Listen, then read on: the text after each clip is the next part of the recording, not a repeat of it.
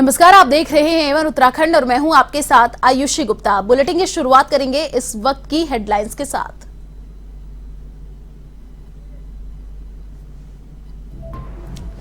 सितारगंज में मंत्री सौरभ बहुगुणा ने किया चीनी मिल का निरीक्षण। चीनी मिल के कार्यों का लिया जायजा, कहा किसानों का बकाया भुगतान जल्द किया जाएगा।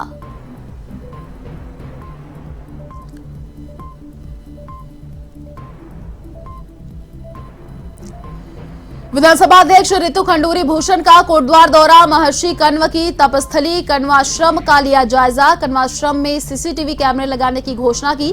पुस्तकालय और संग्रहालय का भी किया निरीक्षण।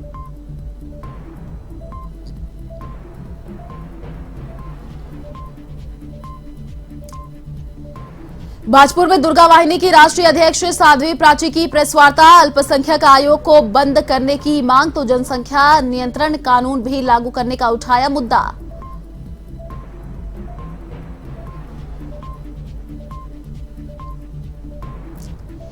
चांद के दीदार के साथ रमजान का महीना शुरू। मुस्लिम समुदाय के लोगों ने रखा पहला रोजा। 1 महीने तक अल्लाह की करेंगे इबादत।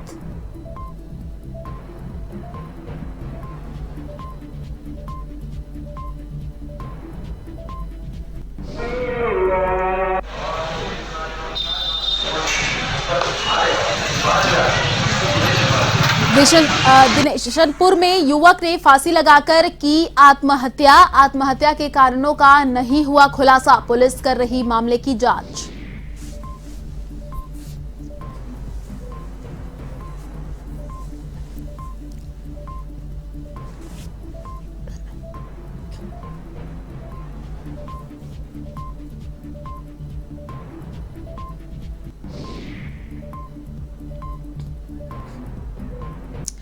उत्तराखंड के गन्ना विकास एवं चीनी उद्योग मंत्री सौरभ बहुगुणा ने सितारगंज चीनी मिल का निरीक्षण किया और वहीं चीनी मिल में चल रहे कार्यों का जायजा भी लिया। इस दौरान बहुगुणा ने चीनी मिल में बन रही चीनी की क्वालिटी को भी चेक किया है। मंत्री सौरभ बहुगुणा ने कहा कि निरीक्षण के दौरान जिन समस्याओं का पता चला है कि उन सभी समस्याओं का जल्द निस्तारण किया जाएगा। साथ ही यह भी बताया कि सितारगंज के चीनी मिल में लगभग किसानों का 42 करोड़ रुपए का भुगतान होना है, जिसका 1.5 माह के भीतर किसानों का बकाया भुगतान कर दिया जाएगा।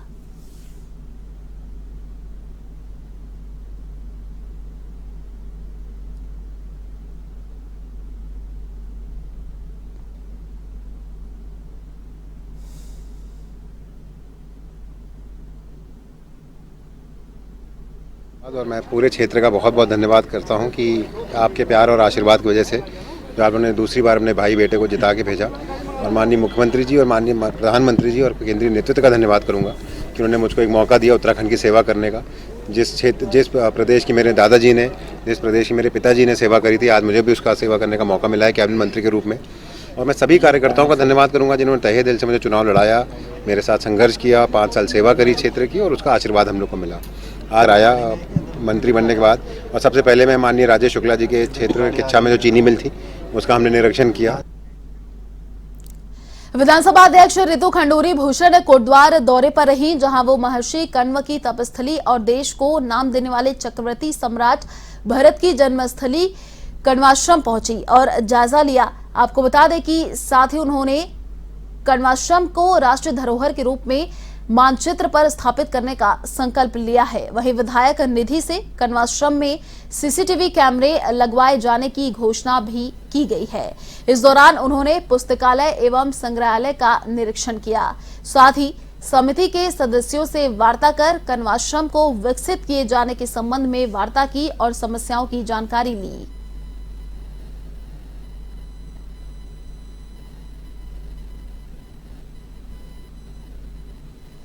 मन में इच्छा थी कण्वाश्रम देखने की। कण्व नगरी के नाम से जाना जाता है कोटद्वार। तो मैं यहाँ पहुँची, राजा भरत की जन्मस्थली पे पहुँची, और जो हमारे समिति के लोग हैं, कमांडर रावत, आभा डबराल जी, इनसे मिली। और यहाँ पर एक बहुत ही सुंदर जगह है, लेकिन किन्हीं कारणों से इस टूरिस्ट स्पॉट को हम डेवलप नहीं कर पाए। दुर्गा वाहिनी के राष्ट्रीय अध्यक्ष साध्वी प्राची ने बाजपुर पहुंचकर प्रेस वार्ता की। इस दौरान केंद्र सरकार से अल्पसंख्यक आयोग को खत्म करने की मांग की है। साथ ही सरकार से जनसंख्या नियंत्रण कानून और सिविल कोड को लेकर जल्द ही मुख्यमंत्री से मिलने की बात भी कही है। तो वही 4 राज्यों में बीजेपी की सरकार बनाने पर जनता को बधाई दी है। साथ ही कहा कि देश में जनसंख्या नियंत्रण कानून आज सबसे बड़ी जरूरत है, जिसे 20 साल पहले लागू हो जाना चाहिए था।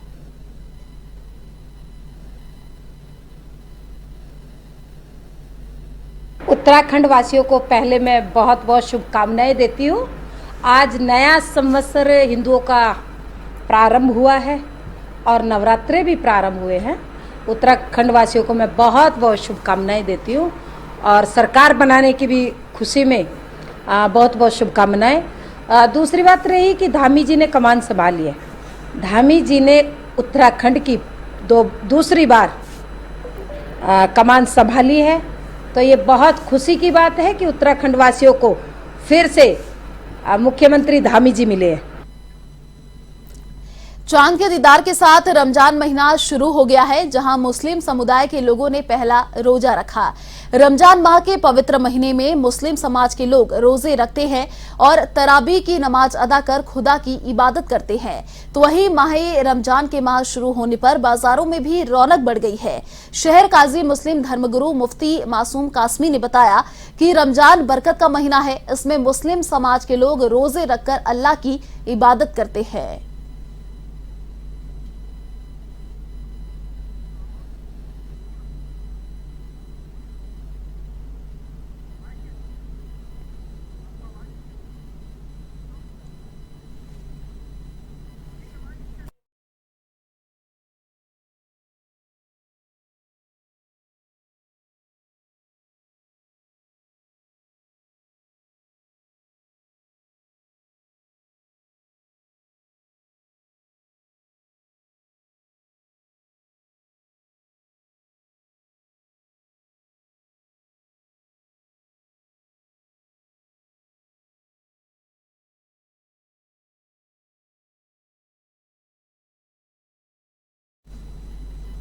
रमज़ान का महीना वो बाबरकत महीना है जिसमें कुरान करीम नादिल किया गया, जो तमाम लोगों के लिए हिदायत का ज़रिया है। और रसूल अकरम सल्लल्लाहु अलैहि वसल्लम ने इरशाद फरमाया कि रमज़ान का पहला अशरा रहमत होता है, दूसरा अशरा मग़फ़िरत होता है और तीसरा अशरा जहन्नम से आज़ादी और खुलासी का है। रमज़ान की अहमियत का अंदाज़ा इस बात से लगाया जा सकता है कि जब शाबान की आखिरी तारीख़ होती थी तो अल्लाह के रसूल सल्लल्लाहु अलैहि वसल्लम Ramnagar Jim Corbett National Park में लगातार बढ़ रही बाघों समेत अन्य वन्यजीवों की संख्या को देखते हुए नेपाल सरकार ने भी कार्बेट से सुझाव साझा करने की मांग की है, जिसके तहत अधिकारियों और नेपाल से आई 7 सदस्यों की टीम के बीच वन और वन्यजीवों के संरक्षण को लेकर चर्चा हुई। वहीं कार्बेट के उपनिदेशक नीरज शर्मा ने बताया कि नेपाल सरकार ने भारत के जिम कार्बेट नेशनल पार्क से वन और वन्यजीवों के संरक्षण के लिए कई सुझाव मांगे हैं, जिसके क्रम में प्रशासन ने नेपाल पार्लियामेंट से आई 7 सदस्यों की टीम को टाइगर शैल दिखाने, गश्त के तरीके और बाघों का घनत्व बढ़ने और वनों के संरक्षण को लेकर कई सुझाव दिए।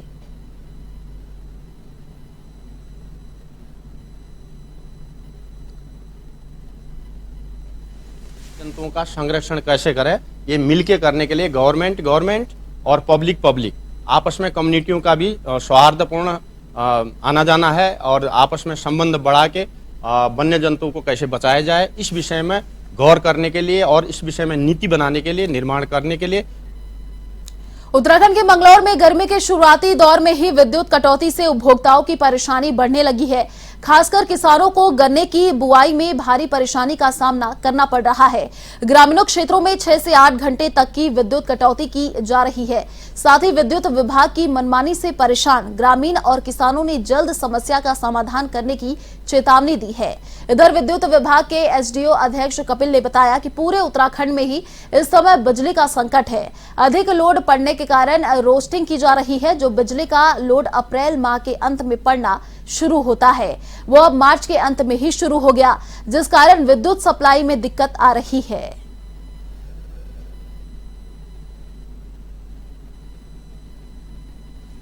और आज तक इस क्षेत्र में गांव में रात के टाइम का जो खाना है जी वो रोशनी में नहीं खा के देखा लोगों ने। ये हालत इस प्रदेश की इस सरकार ने कर दी है। गर्मी की वजह से, लाइट ना आने की वजह से इतनी रोस्टिंग है, ये बेच रहे हैं खुलेआम, उद्योगपतियों को जो है लाइट बेची जा रही है। और जो ग्रामीण क्षेत्र है, जो गरीब है, जो किसान है, उनकी कटौती हो रही है। सिंचाई का टाइम चल रहा है, राजभोग की स्थिति ये है। तो यहाँ भाई दिन में चांद रात को जंगल में रहे, घर में जाकर आराम नहीं मिलता, कभी लाइट नहीं मिलती, अंधेरे में खाना खाना पड़ा, परेशानी हो रही, ना सिंचाई पूर्ति हो रही, रोज उंगरा जो बांधा उंगा भाई, ट्वेल्व लाइट नहीं आ रही तो ट्वेल्व नहीं चल रही।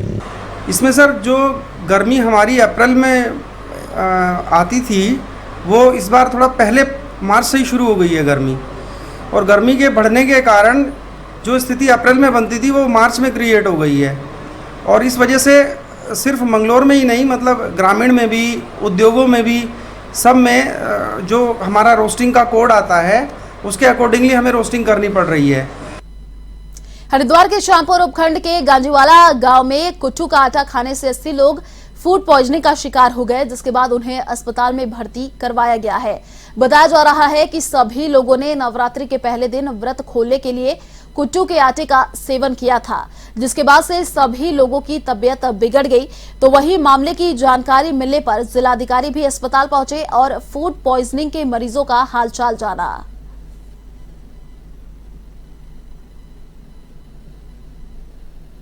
सुबह ही अवगत कराया कि कल नवरात्र का चूँकि पहला दिन था, लोगों ने कुट्टू के आटे की पूड़ियाँ या जो भी उनके होते हैं फ्रूट्स उसको खाया था। उसके बाद अर्ली मॉर्निंग से लोगों को दिक्कतें होनी शुरू हुई, तो तत्काल उनको यहाँ पर हॉस्पिटल में शिफ्ट करना हम लोगों ने प्रारंभ किया। और अभी तक डिस्ट्रिक्ट हॉस्पिटल में 37 लोग एडमिट हैं और हमारे मेला जो हॉस्पिटल है उसमें 35 लोग हैं। कुल मिलाकर भी 72 पेशेंट्स यहाँ पर एडमिट हैं, कोई भी क्रिटिकल नहीं है। स्वच्छ भारत मिशन के तहत सरकार शहरों को डस्टबिन फ्री सिटी बनाने की कोशिश कर रही है, तो वहीं थराली नगर पंचायत इस मामले में फिसड्डी साबित हो रहा है। दरअसल केंद्र सरकार ने 1 साल पहले नगर निकायों को डस्टबिन फ्री करने की कवायद शुरू की गई थी, लेकिन यहां थराली नगर पंचायत 1 साल बाद भी डस्टबिन फ्री नहीं हो पाया है।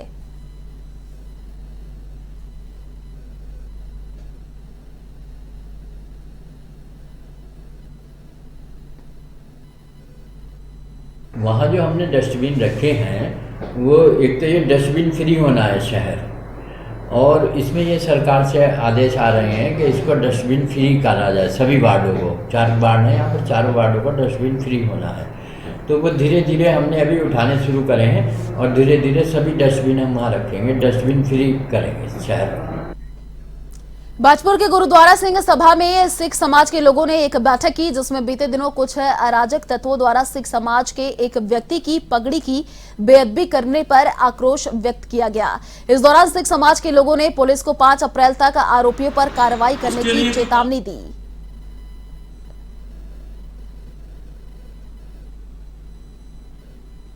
को हमारे भाई कृपाल सिंह, बहादुरगंज निवासी बाजपुर, कुछ शरारती तत्वों ने शराब के नशे में हमारे भाई की पगड़ी की बेअदबी करी, केसों की बेअदबी करी, और इसी को लेकर आज बाजपुर गुरुद्वारे में सिख समाज के लोग इकट्ठे हुए हैं। ये बिल्कुल बर्दाश्त नहीं होगा। बाजपुर की पुलिस ने बीते 2 दिनों में कोई कार्रवाई नहीं करी उन पे, और मैं बताना चाहता हूं पुलिस प्रशासन को कि यदि आप कोई कार्रवाई नहीं करेंगे तो मजबूरन लॉ एंड ऑर्डर हम लोगों को अपने हाथ में लेना पड़ेगा। और उत्तराखंड की पुलिस को 5 तारीख तक का अल्टीमेटम है। यदि जो लोग उसमें जिन्होंने भी ये बदतमीजी करी, ये हरकत करी, अगर 5 तारीख तक अरेस्ट नहीं करा और उन पे जो धारा बनती है वो नहीं लगाई, तो 5 तारीख को बहुत भारी संख्या में रुद्रपुर स्थित गुरुद्वारे में किसान और सिख भाई सब वहां इकट्ठे होंगे और फिर फैसला होगा भी करना क्या है। मुख्य आदेश ये है कि हमारे हरदयाल सिंह बहादुरगंज गुरुद्वारे के पास में भाई साहब रहते हैं, उनके भतीजे कृपाल, उनमें उनको उनकी एक सिख की पगड़ी जो धर्म है हमारा, उसको उन्होंने ज़बरदस्ती रोक के उतार के उनको पगड़ी उतारेगी, उनको मारा पीटा गया और उनसे बदतमीजी की गई है। उसके लिए सारी सिख संगत में रोष है, पूरा रोष है इसमें। हम प्रशासन इसमें ढील बरत रहा है। परसों की घटना जी, परसों 1 तारीख की घटना है। प्रशासन ने कोई भी आज तक उसमें कोई कार्रवाई नहीं की। डोईवाला चीनी मिल को शासन प्रशासन जहां पीपीई मोड पर चलाने की कोशिश कर रहे हैं, तो वहीं क्षेत्र के किसान और मिल के कर्मचारी इसका पुरजोर विरोध कर रहे हैं। हालांकि अभी शासन की ओर से कोई निर्णय नहीं हुआ है, लेकिन लगातार मिल को घाटे में दिखाकर मिल के ऊपर कर्ज दिखाया जा रहा है, जिससे किसान और कर्मचारी आहत है और किसान मिल प्रशासन के खिलाफ नाराजगी जता रहे हैं और मिल के अधिकारियों पर मनमानी करने का आरोप भी लगाया गया है। उत्तराखंड में गिनी चुनी गन्ने की फैक्ट्रियां हैं और डोईवाला फैक्ट्री जो गन्ने की है, जो चीनी बनाती है गन्ने से, ये एक हरिद्वार और डिस्ट्रिक्ट देहरादून और इधर हमारा जो पड़ोसी राज्य है हिमाचल तक का गन्ना ये फैक्ट्री क्रैश करती है यहाँ। तो इस फैक्ट्री का बिल्कुल काफ़ी लंबे टाइम से प्रशासन द्वारा इस पर ध्यान नहीं दिया जा रहा और इसका हम पुरजोर विरोध करते हैं। पीपी मोड में जाके हमने पहले भी विरोध किया था और तब पीपी मोड में जाने नहीं दी। ये जो शुगर मिल में ईडी आए हैं, मनमानी पे उतर आए हैं, किसान को समय नहीं दे पा रहे, नहीं गन्ने का भुगतान हो रहा है। यहीं लक्सर की मिल है जो वो 14 दिन के भीतर भुगतान कर रही है, हमारी डोईवाला शुगर मिल भुगतान नहीं कर पा रही है। दिनेशपुर के विजयनगर में एक युवक ने फांसी लगाकर जीवन लीला समाप्त कर ली, जिसके बाद परिवार में कोहराम मच गया। जानकारी के मुताबिक युवक 4 दिन पहले ही जेल से जमानत पर बाहर आया था, तो वही घटना की सूचना मिलने पर पुलिस ने मामले की जांच शुरू कर दी है।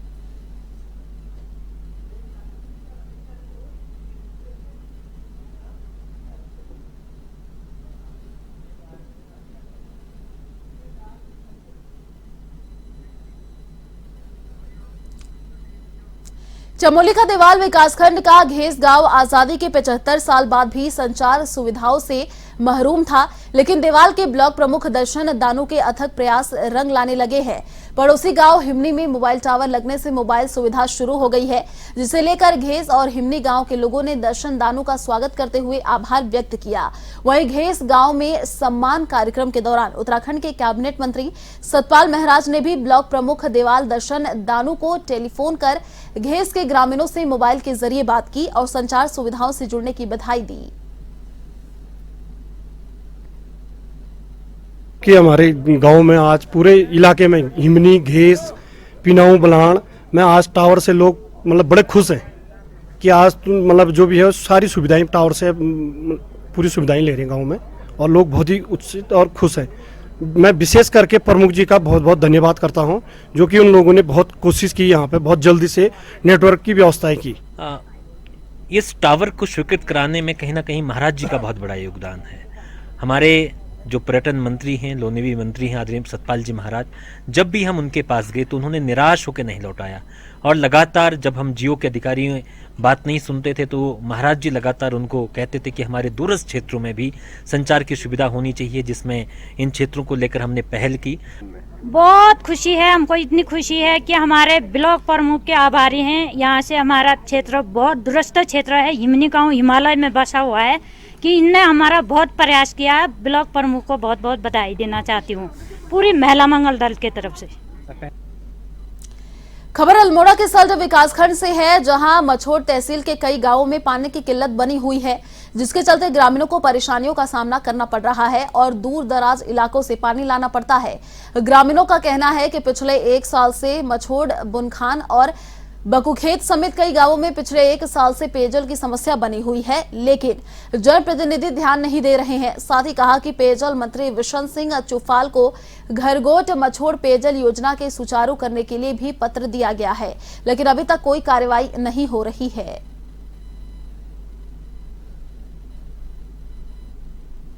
हम लोगों ने उसको भी दैवीय आपदा में भी रखा हुआ है, जिसका कि पाइप हमारे पास आ चुका है, क्योंकि 1 से 2 दिन में वहाँ पर साइड पे पाइप पहुँचा दिया जाएगा।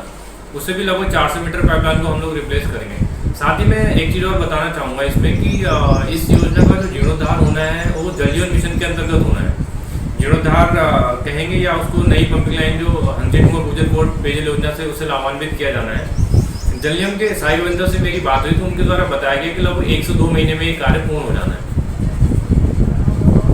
जी, जब वहाँ पर माननीय पेयजल मंत्री बिशन सिंह चुफाल जी का प्रोग्राम था, उनके द्वारा जब ग्रामीणों के द्वारा शिकायत की गई तो उनके द्वारा हमें निर्देशित किया गया, हमने उसमें प्राकलन भी बनाया गया हमारी ओर से। परंतु जब से जल जीवन मिशन लागू हुआ है तब से सारे पेयजल संबंधी जो भी कार्य किए जाने हैं वो जल जीवन मिशन मोड में ही किए जाने हैं। तो उस वजह से जो प्राकलन की धनराशि में हमें उच्चाधिकारियों से निर्देश प्राप्त हुए कि जल जीवन मिशन के द्वारा ही इसमें पाइप। चलिए फिलहाल इस बुलेटिन में इतना ही। देश और दुनिया की तमाम बड़ी खबरों को देखने के लिए आप देखते रहिए A1 TV। नमस्कार।